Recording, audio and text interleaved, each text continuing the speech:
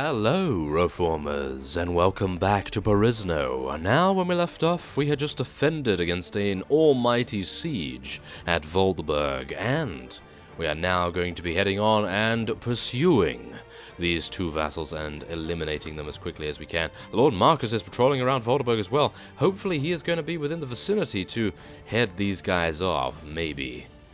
We're moving at 4.7 and this guy is moving at 4.8. I am really quite sad about that. Maybe we can catch up to him?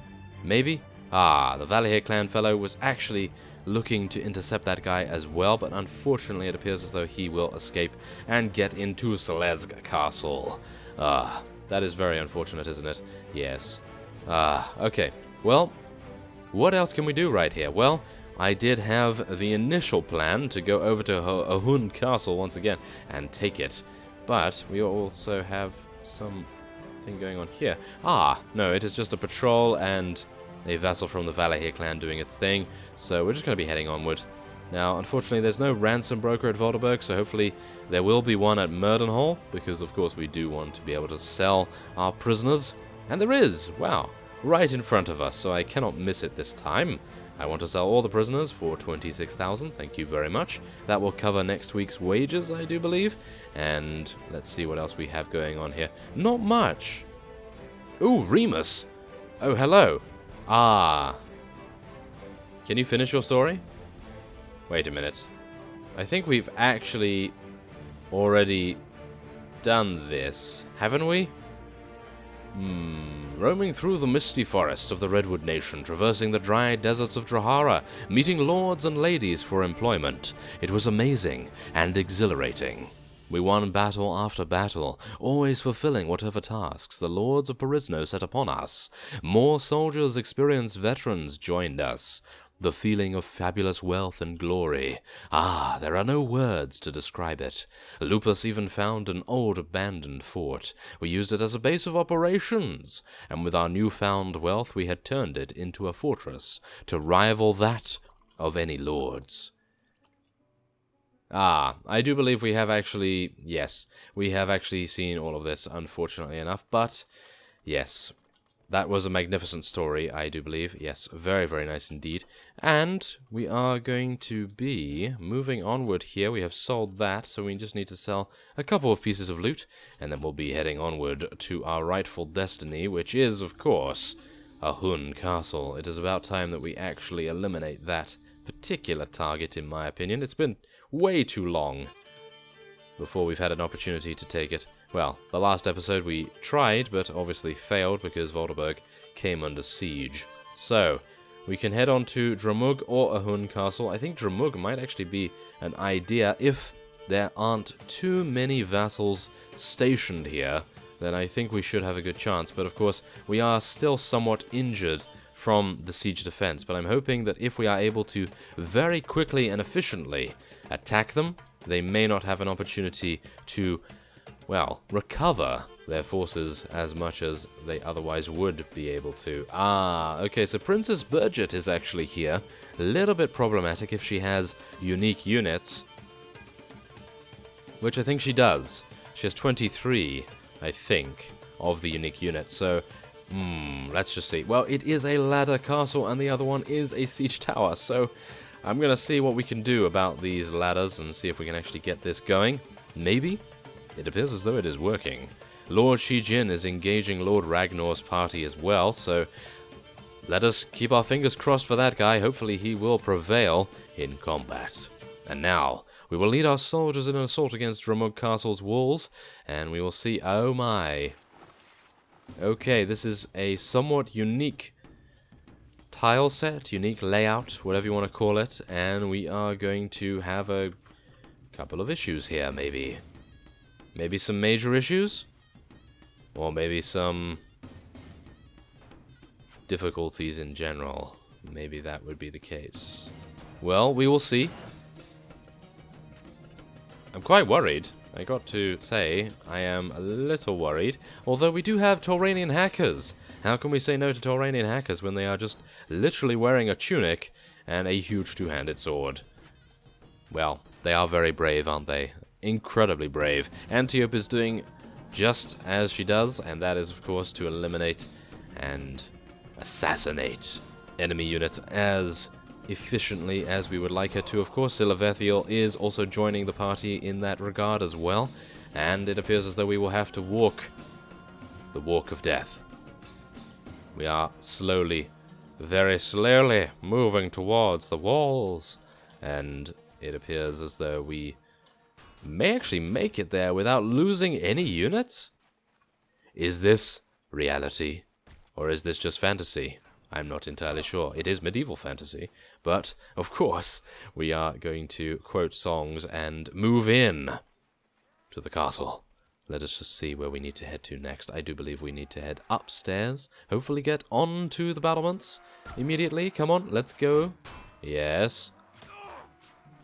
The one thing I can say is that I am extremely glad we are not fighting the elves right now. If we were fighting the elves, I think we probably already would have lost 30 units or something along those lines. Oh my! There's actually a lot of units up here. I was not expecting that. Okay. Well, I was expecting them all to be on the battlements waiting for us, but it appears as though they are not prepared for my incredible crushing mace. And, of course, the mace is able to crush through blocks, and that particular unit was not prepared for that. That is for sure.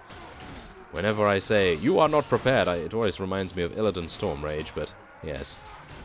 We will talk about him another time, in another place. And maybe I can actually take out some of these very, very difficult to kill units. As we saw, it actually did a huge amount of damage to us, but we have knocked them unconscious, so I am going to be crossing my fingers and hoping that we will be able to take them prisoner, because they will sell for a very tidy profit indeed. Maybe there will be someone up here to eliminate? Maybe? Ah, one enemy. And he's dead. Yes. Elvery Redwood Rangers, everyone. Oh, yes. Extremely accurate, extremely deadly. What can you expect from them? Of course, they are just exceptional units, and I am hopeful that we will not lose any in this particular bout, but you can never know which unit you are going to lose, if any. It appears as though we have lost one unit to death. I'm not entirely sure what it was, but let's just hope it wasn't anything too valuable. But we will mourn his passing, whoever it was, and we will attempt to eliminate as many units as we can with our incredibly nice mace. Oh yes, there we go. Come on, let's get in there and do some damage. Okay, so it appears as though every pocket of resistance has been eliminated so far, and we are now about to annihilate this particular archer group, and then we will be heading on to the final stand of our opponent, which is no doubt going to be littered, and I mean absolutely peppering us with arrows. No doubt they are going to be spawning a lot of archers. That is not going to be too good, is it? No, not too good at all, but let's just jump out the side here and get a little bit of a short... this is what happens when you're a dwarf, of course. Okay, so let's jump out the side here and see what we can do. Oh. I thought there were stairs here. Okay, well, it appears we'll have to head this way anyway. And there I was thinking I was being a little clever, but no. Not this time around. No, not this time around. Not at all. And, oh, we actually have some reinforcement waves attempting to subvert our offensive push. That is quite unfortunate, I have to admit. Now we are also getting new enemies arriving as well, so yes, let's be a little bit careful here. A little bit. We're going to see what is currently going down. And, okay, so we've lost 17 units. They've actually lost a whole lot more. Do bear in mind they have around 220 units here, so we need to be a little cautious, of course. But it appears as though they want to bring the fight back into this room, which is really not something I would have suggested for them to do, but nevertheless, it appears as though they thought this was the best possible opportunity for their stand. That doesn't appear to be working very well, though. But, nevertheless, let us now head back and attempt to push forward once again. Push forward and make our presence known.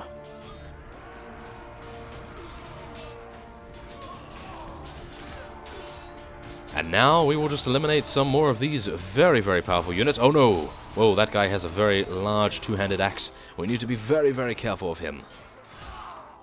But it appears as though he has fallen before us and before our units very swiftly indeed. So, nothing to worry about too much. Oh, I see. Okay, so the reinforcements are actually coming over here. So I think I'm actually going to tell our units to follow me. And we are going to attempt a little bit of a more head-on direct approach. Let's do this. Come on, guys. Maybe. Maybe we will be able to. Maybe. I was hoping I would crush through that guy's block, but not with a horizontal... Oh, no. Not with a horizontal bash, that's for sure. Oh, no. Okay, are we okay? Yes, shield is saving me. Thank you very much. There we are. Okay, not too bad. Yeah, that reminds me. I think I might actually want to get a slashing or a piercing weapon, because, of course, using a blunt weapon, it's going to cause a lot of unconsciousness, but it's not going to actually kill any units. So if we are actually employing a war of attrition type style, which it appears as though I'm actually going to die. Oh no, oh no, that is not good. That is not good at all. Well, there it is. We were actually defeated, and that was a huge, and I mean huge, misstep on my part. That was terrible, but we did take out a rather considerable amount of units before our demise. And as we can see here, we only have 40... Correction. We only have 66 units remaining to eliminate. So that's not too bad. We have 56 of our own. We have lost 9 so far. A lot of our units are now being taken out, which I have to admit is quite disappointing, because I could have easily helped right here. And that is exactly the reason why you need to be very, very careful. You must not get overconfident. And that is exactly what happened with me, in my opinion. I was way too confident that I could take out all of those archers, but of course they had some very large weapons, and they were able to get in behind our block and be able to take us out. Of course, my shield was also about to be destroyed too, so there is that to consider as well, but hopefully these reinforcements coming in right here, these brave men and women, will be able to eliminate the last remaining enemy reinforcements, and then we will have our fief, our newly conquered fief. That sounds good to me. But it doesn't sound good to these archers. Oh no. Let us hope that these guys are out of arrows. No, they have a lot of arrows by my reckoning, so this is going to be a little bit painful, perhaps. Let's just see what actually transpires here. It doesn't appear as though they are shooting, mainly because many of their units are maybe standing in front of them, so that is good for us, bad for them. And it appears as though everything seems to be working out quite nicely. Yes, okay, so fingers crossed. Let's hope that the enemies are not going to reinforce themselves. And this might be the last remaining wave, and maybe we will be able to push through and eliminate them all before they receive any more. Yeah, it appears as though that is going to be the case. So, Dramug Castle has fallen before us. If we do not need to head into the castle's keep to eliminate the last remaining units, then this will be ours, and we will have claimed it for the Reformian rebels. That sounds very good to me. And there it is. Oh yeah, very nice indeed. Okay, so let's just take a look and see what happened here. So, 14 units were killed. Most of those were Elvery Mercenary Red Guards, which I have to admit are very easy to acquire. So there really is no need to worry about them, which is absolutely great. Really nothing to worry about there. And we took out 288. Wow, I actually thought there was 220 here, but it appears as though I was a little wrong. Yes, very wrong, in fact. Okay, so we are now able to take Illica Falchi units. I love those, but I also love King's Guards, so we're going to be taking some of those, as well as Ankar Rangers. And let's see, what else can we get here? Mercenary Shadow Guards, why would we not? Storm Riders, I'm not entirely sure about those, but I am sure about War Riders. They are insanely good.